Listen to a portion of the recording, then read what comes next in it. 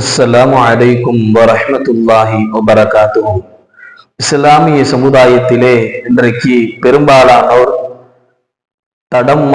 தடுமாறி கொண்டிருப்பதை நாம் கண்ணால் காண முடிகிறது. காரணம், இதை செய்யலாமா செய்யக்கூடாதா?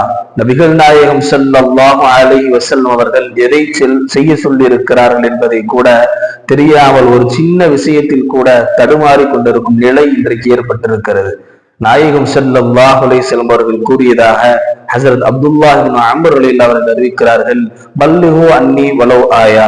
நாயகம் ஸல்லல்லாஹு அலைஹி வஸல்லம் அவர்கள் சொன்னார்கள், என்னிடமிருந்து கேட்பது சிறிய ஒரு வாக்கியமாக இருந்தாலும் அதை மற்றவர்களிடம் சேர்ப்பித்து விடுங்கள் என்று பெருமானார் ஸல்லல்லாஹு அலைஹி வஸல்லம் அவர்கள் கூறியிருக்கிறார்கள்.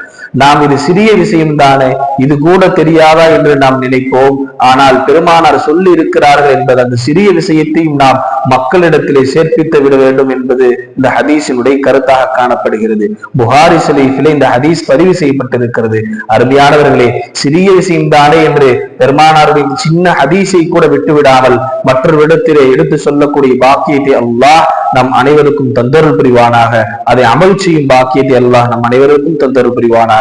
அஸ்ஸலாமு அலைக்கும் வரஹ்மத்துல்லாஹி வபரகாத்துஹு.